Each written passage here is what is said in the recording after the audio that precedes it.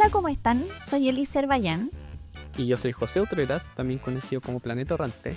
y les damos la bienvenida a Cubo de Ciencia, un podcast de dos astrónomos que hablan de cualquier cosa de ciencia.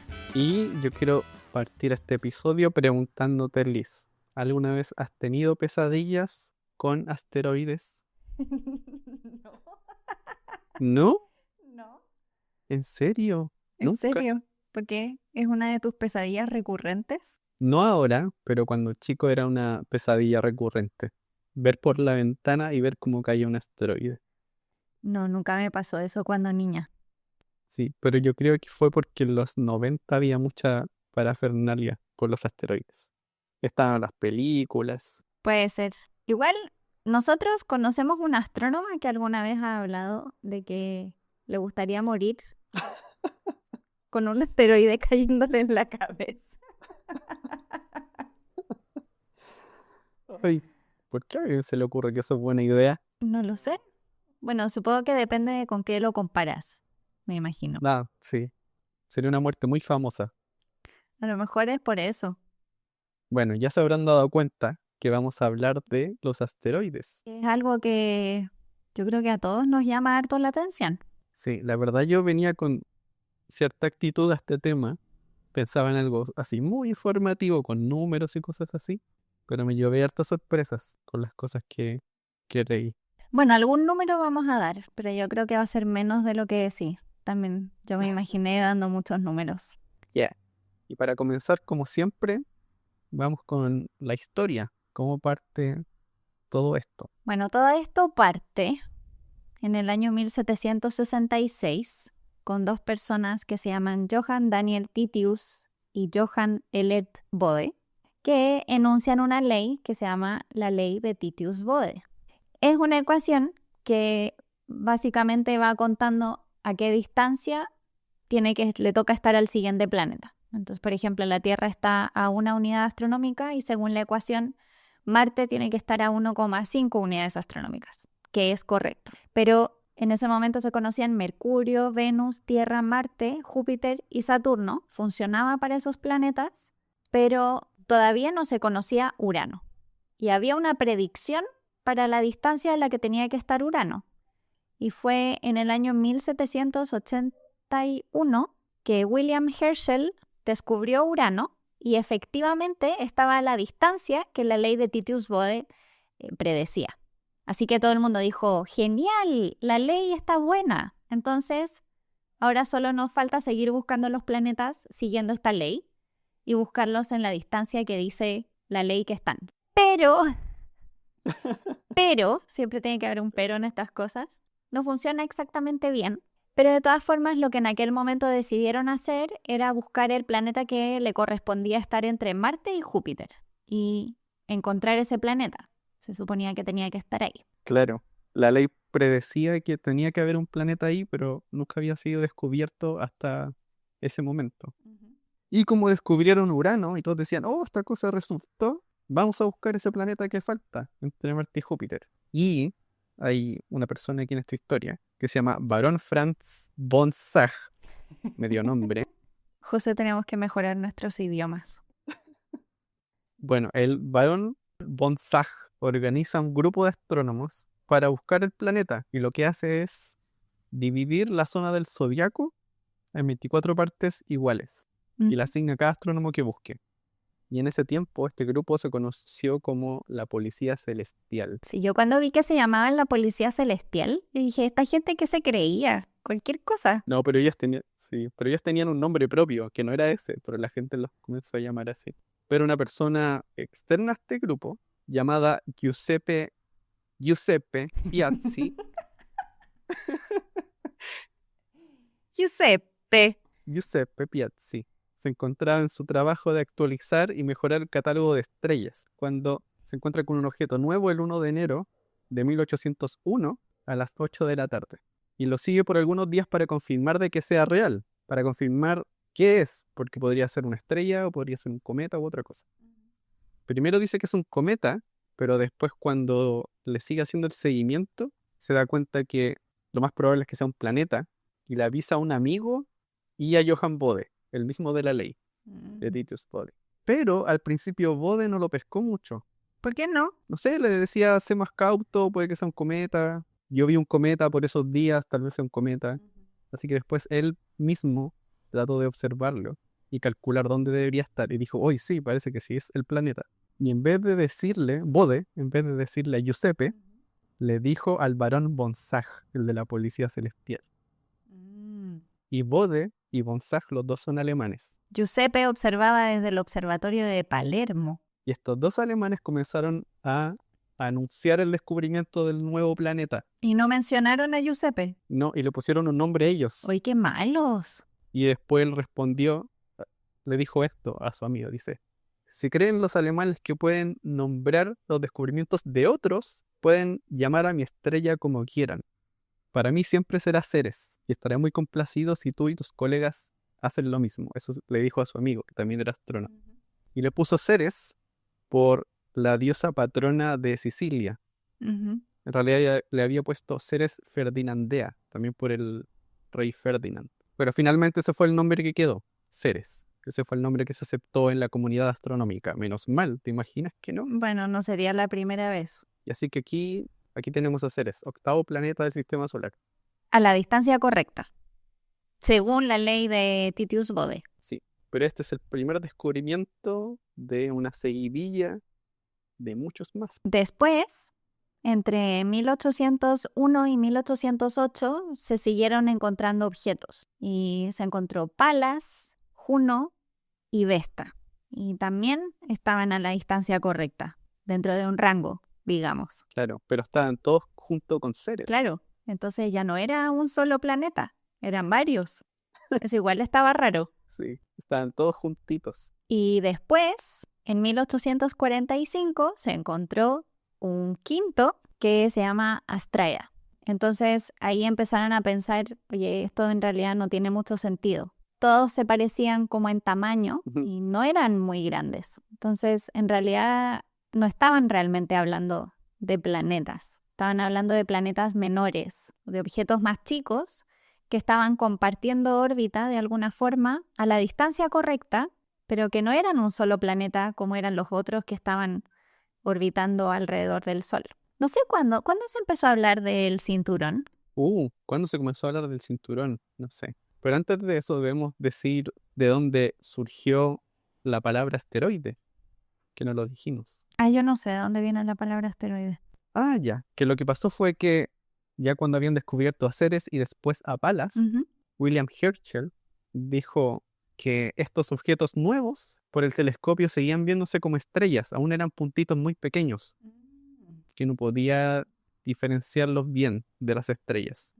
Así que al ser tan similares a las estrellas, los llamó asteroides. Aster de estrella y oide de parecido a. Así que en principio este nombre era solamente un nombre que significaba que eran objetos muy pequeños en el cielo. Claro. No hablaba de composición ni de nada por el estilo. Solamente decía que era tan pequeño que se veía como una estrella. Bueno, y en realidad son bien pequeños porque Ceres tiene solo 940 kilómetros de diámetro y Plutón tiene 2300. Así que es menos de la mitad que el tamaño de Plutón. Sí, yo creo que alrededor de 1850 que ya la gente comenzó a darse cuenta de que esto era un cinturón. Bueno, pero ya en aquel momento, teniendo todos estos objetos, empezó a ser obvio que esto se trataba de un conjunto de objetos que se encontraban a la distancia que tenía que estar este planeta que querían encontrar, que ese planeta no estaba y que en vez de estar el planeta estaba todo este material, todos estos pedazos de roca que estaban alrededor del Sol. Entonces, quizá la pregunta ahora es, ¿y por qué estarían ahí? ¿Por qué estarían todos esos pedazos de roca ahí, entre Marte y Júpiter, en vez de estar ese planeta que la ley de Titius Bode predecía? Bueno, en principio no había total certeza de cómo habían llegado ahí, porque todo esto dependía de los modelos de formación planetaria que hubiesen en la época. Y como hasta 1950 no había mucha diferencia entre cómo se formaba un asteroide y un planeta. Pero fue a partir de ahí que se comenzaron a dar cuenta de que geológicamente eran cosas diferentes, que no eran esféricos, de lo pequeños que eran. Así que ya no se podía usar la misma idea de cómo se forma un planeta para este tipo de objetos. Y ahí comenzó a aceptarse más la idea de que son cosas que quedaron de la formación planetaria. Y uno se preguntaría ya, pero ¿y por qué toda esta masa que está en este cinturón después no se terminó juntando para hacer otro planeta?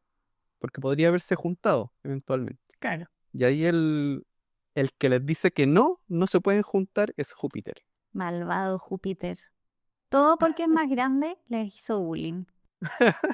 Bueno, sí es como eso, porque perturba las órbitas de los asteroides. De hecho, se parece un poco a los anillos de Saturno, porque también tiene unos surcos que los provoca la gravedad de Júpiter.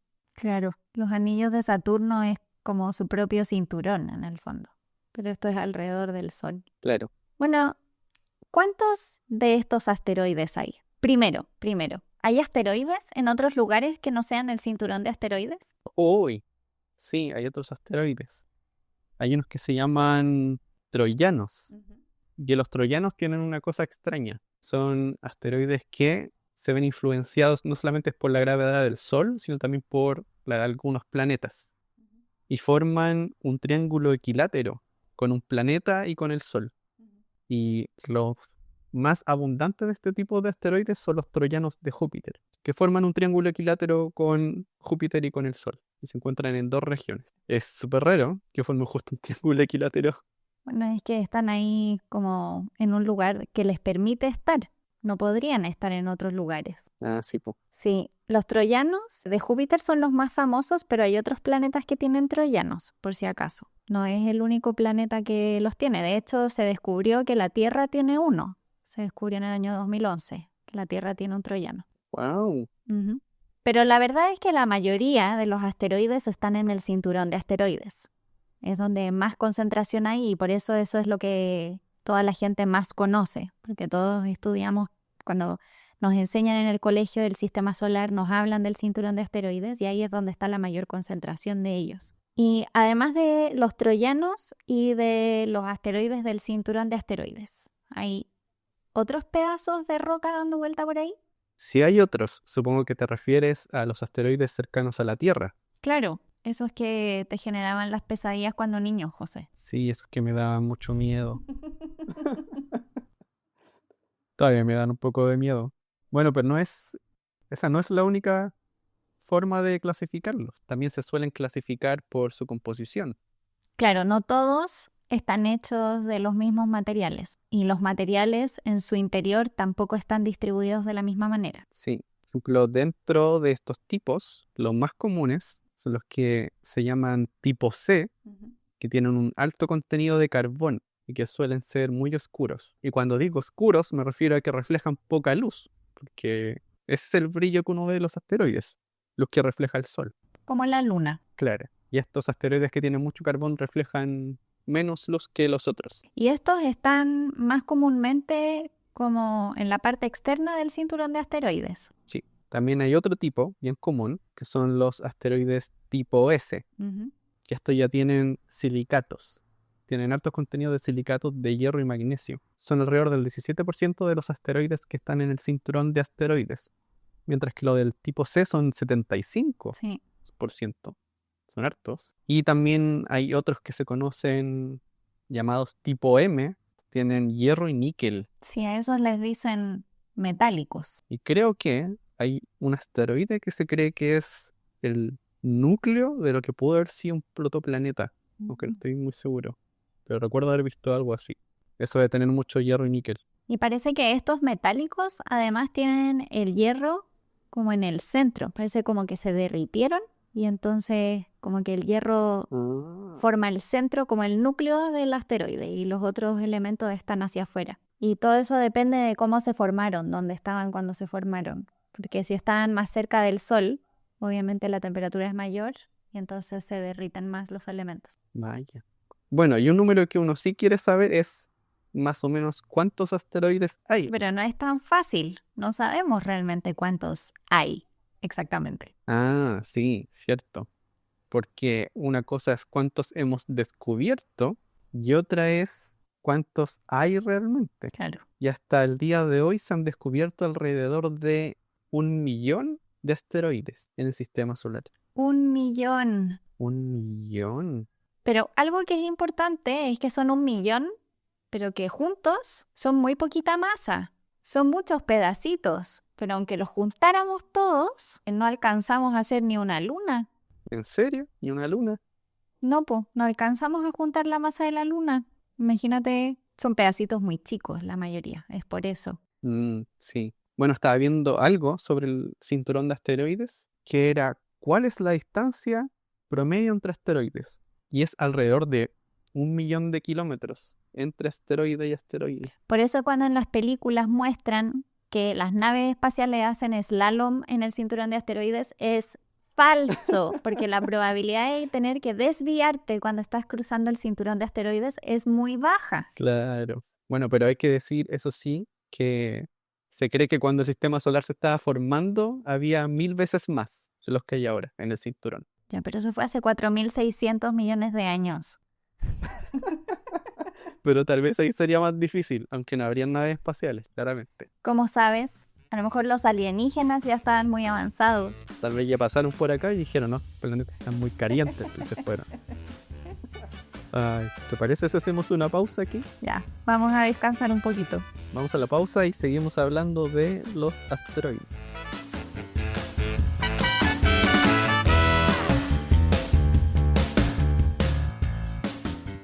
¿Sabías que el 15 de febrero del 2013 un asteroide explotó a 30 kilómetros de altura en Chelyabinsk, Rusia?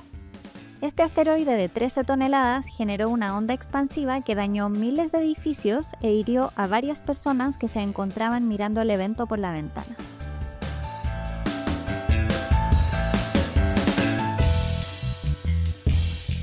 Bueno, y ya estamos de vuelta acá para seguir hablando de asteroides. ¿De qué vamos a hablar ahora, José? Vamos a hablar de lo que yo creo es lo más popular de los asteroides. Las películas de Hollywood, donde los asteroides caen sobre Estados Unidos. Claro, y que sale el presidente ahí hablando de la donación, de cómo van a... Por supuesto. Salva al mundo. Así funciona. Claro, Estados Unidos salva al mundo una vez más. Bueno, vamos a llegar a algo que va por ahí, pero no es eso. Ah, pucha. Yo pensé que íbamos a hablar de Armagedón o algo así. Pero es parecido. Una de las cosas más populares es la extinción de los dinosaurios. No sé si utilizaría la palabra popular y extinción de los dinosaurios en la misma Pero es frase. muy conocido. Es muy conocido.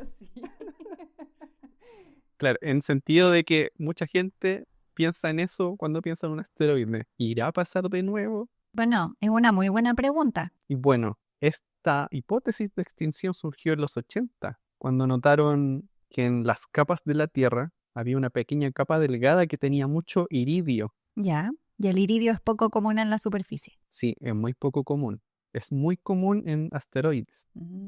Y haciendo el cálculo de cuánto iridio estaban encontrando, que lo encontraron en todo el planeta, calculaban que debería haber caído un asteroide de unos 10 kilómetros, unos 66 millones de años atrás, que ahí se marca el límite, un límite que se llama Cretácico Paleógeno, que es cuando ocurre esta extinción masiva. Ya. Y bueno, esto ocurrió en el 80 y en 1990 se encuentra el cráter en la península de Yucatán, que sería el impacto de ese asteroide. Yo no sé por qué tenía como la sensación que lo conocíamos hacía mucho tiempo, no sabía que era tan reciente. Yo también pensé que era algo antiguo, pero bastante reciente. De hecho, hasta habían algunas personas que se oponían a esa hipótesis de la caída del asteroide. Bueno, claro, si no había evidencia de que hubiese caído, claro, una vez que ya encuentras el cráter todo se vuelve distinto. Claro, había gente que creía que habían sido los volcanes. Ah, que había habido como mucha actividad volcánica y que eso había hecho que se extinguiesen. Claro, algo así. Bueno, ese afectó a los dinosaurios. Pero si uno se pregunta a alguno que hayamos visto o que la gente haya visto, hay un evento conocido como el impacto de Tunguska en Serbia. Pero igual, de todas formas, cuando hablamos de estos eventos, claramente el de los dinosaurios es el más grande que conocemos, ¿no? Ah, sí. Sí, que lo particular del de Tunguska, que ocurrió un 30 de junio de 1908, es que tuvo testigos. O sea, hay gente que lo vio, que pudo decir lo que pasó. Y hay fotos de eso. Hay fotos de los árboles que fueron arrasados por la onda expansiva. que se ven los troncos caídos. Qué miedo igual. Y aquí tengo un testimonio de una persona que vio lo que ocurrió. Se lo voy a leer, tal cual.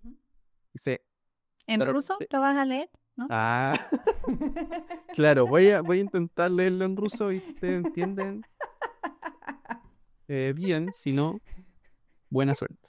No, lo voy a leer en español. Ya dice, de repente vi que directamente hacia el norte, sobre la carretera Tunguska, el cielo se partió en dos y el fuego apareció en lo alto y ancho sobre el bosque. La división en el cielo se hizo más grande y todo el lado norte estaba cubierto de fuego. En ese momento sentí tanto calor que no pude soportarlo, como si mi camisa estuviese en llamas. Del lado norte, donde estaba el fuego, llegó más calor.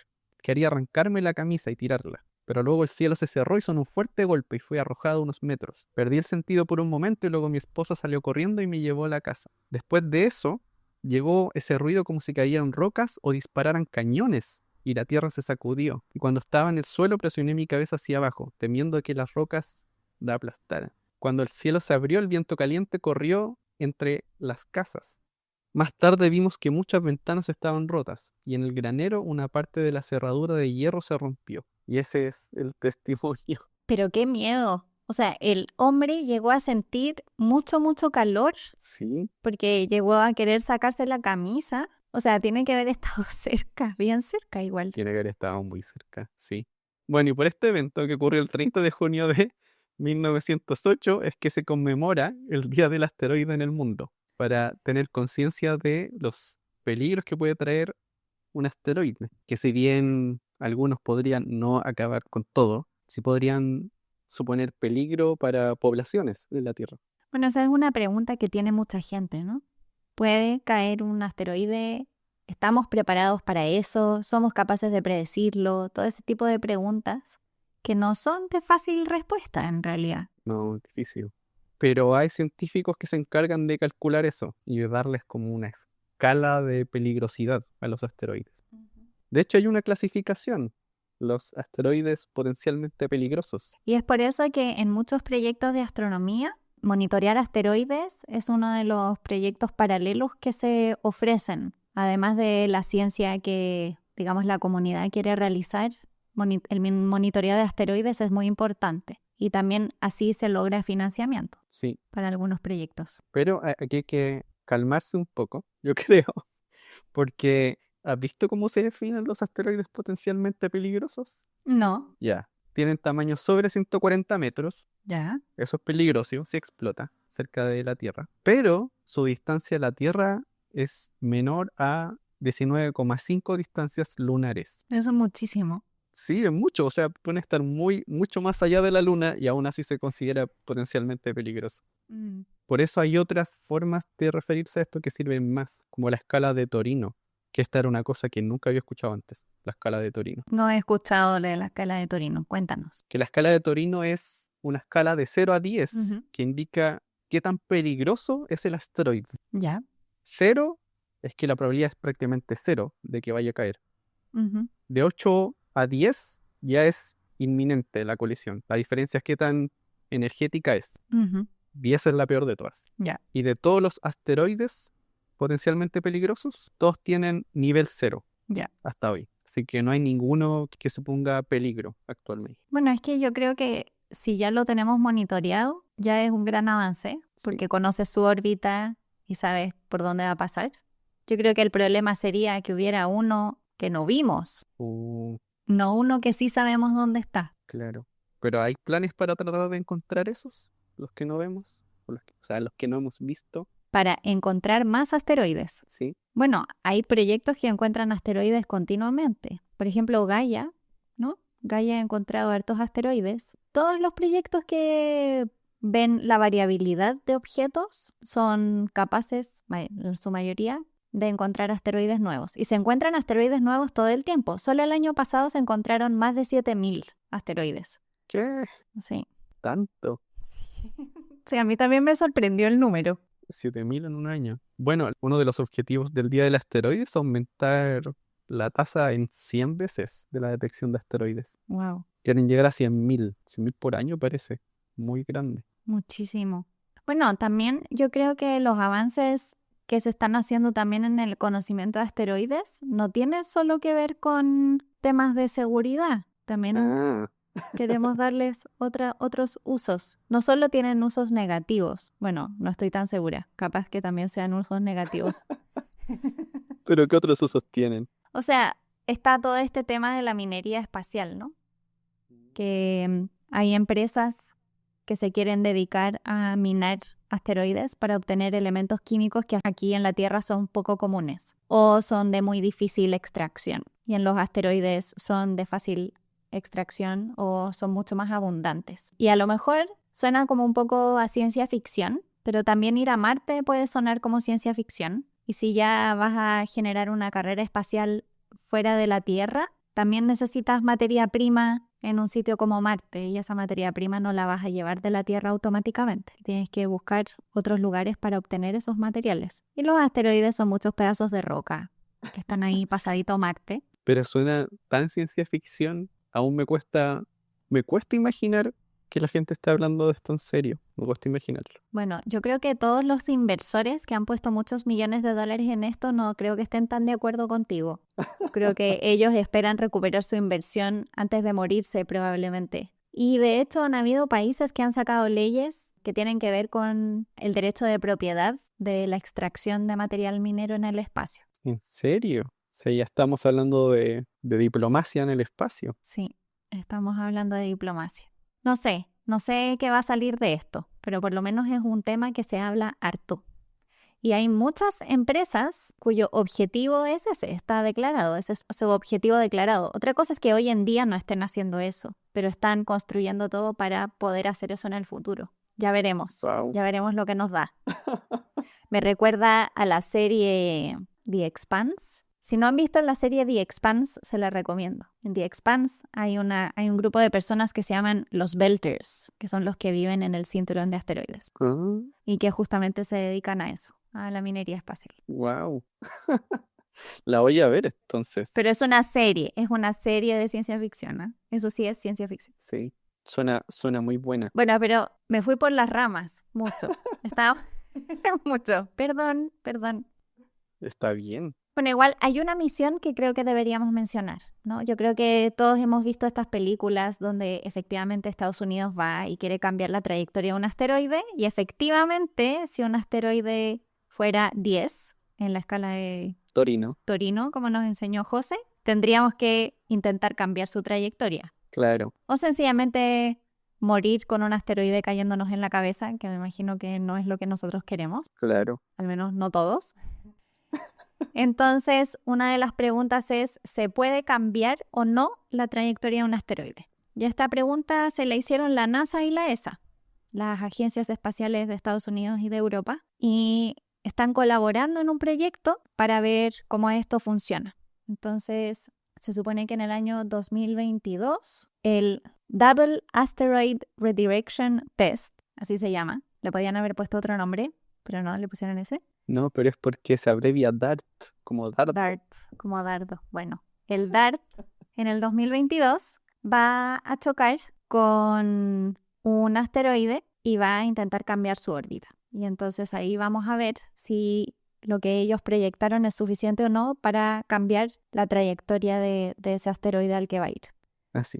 Aunque hay que aclarar que lo que va a hacer es que se va a acercar a un sistema binario de asteroides. Que se llama Didymos. Se llama Didymos. Y va a chocar al más chiquitito, que da vuelta más o menos cada 12 horas en torno al otro. Y al chocar DART con este asteroide pequeño, va a cambiar el periodo de la órbita de 12 horas en unos minutitos menos, algunos minutos menos. No va a ser mucho. O sea, no es que lo vaya a sacar de órbita No.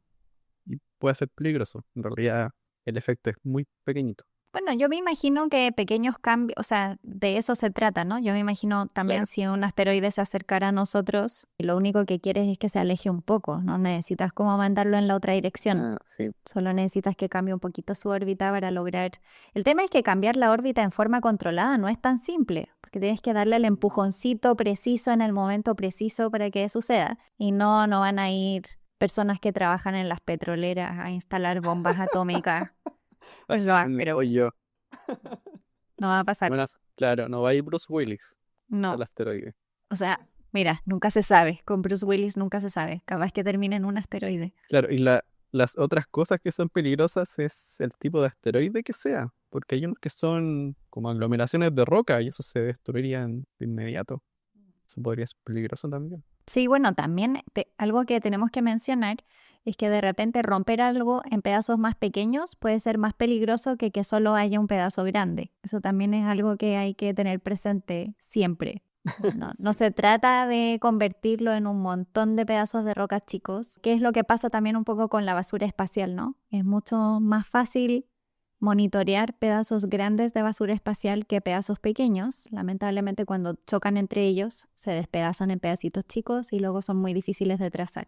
Bueno, y no nos podemos ir sin decir de dónde vienen estos pedazos de roca. Hemos hablado ¡Oh, verdad! todo el episodio y no hemos contado de dónde vienen. Hemos dado algunos indicios, pero no lo hemos dicho. Y lo que se cree es que los asteroides son remanentes de la formación temprana del sistema solar. Recordemos que el sistema solar se formó hace 4.600 millones de años y en ese momento también se formaron los asteroides. Y como bien decíamos, el problema es que la gravedad de Júpiter es muy grande y entonces impide que se forme un planeta a esa distancia. Que finalmente por eso quedó todo ese material ahí en esa órbita, porque el siguiente planeta del sistema solar, Júpiter, es extremadamente grande. Si no, capaz ahí habría un planeta también. Claro, seguramente. Pensando que en el pasado ahí había mucha más masa de la que hay hoy. Creo que masa que podría haber logrado formar un planeta si no hubiese estado Júpiter, sí. Ujú. Así que lo que yo dije al principio, Júpiter les hizo bullying. Oh, no, aquí no. Aquí no Yo se hace quiero nada. ser el más grande y no quiero tener nadie cerca. Distanciamiento social. Ay, ¿y tienes otra cosa que agregar? No tengo nada que agregar. Ya, entonces a lo que vamos ahora es a leer los mensajes que nos han dejado nuestros seguidores. Nos llegó Nos llegó un mail. un mail que yo creo que tiene que leer Elise. Ya, voy a leer este mail. Nos escribió Camilo Lucero y su mail dice así. Hola Elis y José. Junto a mi polola Fernanda queríamos felicitarlos por el podcast. Es divertido, hacen buena dupla y la voz de la Elis nos encanta. Por eso yo estoy leyendo el mensaje, por si acaso. Además queremos enviar un aporte al buzón de sugerencias. Frutas. A la Fer le gusta mucho comer frutas y el otro día estuvo preguntándose el porqué de su sabor, color y aroma y cómo una semilla puede convertirse en un árbol de frutas. Yo nunca había pensado tanto sobre las frutas, pero apoyaría su sugerencia. Eso es todo. Saludos, Camilo y Fer. Y nos ponen una fruta también en la firma. Es una naranjita. Así que saludos a Camilo y a Fernanda. Sí, saludos a Camila y Fernanda. Y vamos a tomar en cuenta su sugerencia. Pero yo tengo que ser súper sincera y decir que no sé nada de las frutas, así que voy a estar como Camilo, preguntándome todo y pensando mucho en frutas, porque es algo que no me había, o sea, no es que no me lo había preguntado, pero no sé nada. Va a haber que Yo estudiar. tampoco sé nada de frutas. No sé nada de frutas. Ni siquiera puedo imaginarme eso mismo. Cómo es todo el proceso hasta que crezca un árbol y salgan las frutas. En realidad no lo sé. Bueno, nos van a tener que dar un tiempo, sí, porque como es un tema del que Y no conocemos, necesitamos estudiar harto. estar preparados. Y también nos llegó un mensaje por Instagram, una pregunta de Carolina. Dice, hola, soy Carolina. Tomé el curso de estrellas faros en el cielo y ya inscrita en el próximo de agujeros negros. Ahora Tomado estamos con el nuestros José. cursos. ¿Sí? Y dice, les escribo para darles las gracias por acercar la ciencia y sobre todo la astronomía. Quisiera hacerles una pregunta. ¿El aumento de la cantidad de habitantes de la Tierra afecta al movimiento de ella?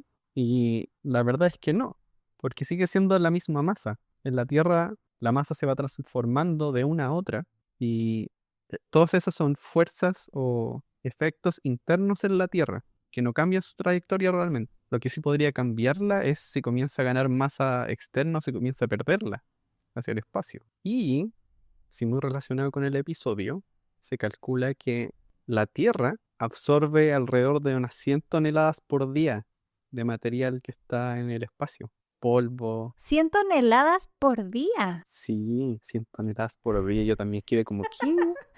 Ok. Pero si uno lo suma por toda la vida de la Tierra, en realidad no es tanta masa. Suena mucho, pero no es tanto para con la masa de la Tierra. Bueno, esa es mi respuesta. No sé si te gusta. Sí, yo creo que está bien. Y también hay que dar la bienvenida a nuevos Patreons. Gracias a nuestros Patreons. Sí, ahora se suman Armin Luer Villagra, espero estar diciendo bien el nombre, y Electrón Huesillo. Ese es claramente no es su nombre. ¿Y cómo sabes si su apellido es Huesillo y su papá le puso Electrón? No, porque vi en Instagram que se está dedicando a la divulgación de química. Así que supongo que por ahí va lo del electrón. Huesillo tal vez sea como, no sé, es un nombre jugoso, como jugo de ciencia. A Electrón Huesillo y a Armin Luer Villagra. Muchas gracias. Y recuerden que nos pueden ayudar en Patreon, como estas personas, y para eso pueden ir directamente a patreon.com/jugo de ciencia y así nos ayudarán a que nuestro podcast siga y sea cada día mejor. Y recuerden que si quieren ponerse en contacto con nosotros y podamos leer sus mensajes aquí, pueden seguirnos en redes sociales. Somos Jugo de Ciencia en Twitter, Instagram y Facebook. O pueden escribirnos a jugodeciencia@gmail.com. Y también recuerden seguirnos en las plataformas que usen para escuchar podcasts, como Spotify, Google Podcast, Apple Podcast o la que sea estén usando para escucharnos. Esperamos que les haya gustado mucho este episodio y nos vemos en el próximo. Chao, chao. ¡Chao!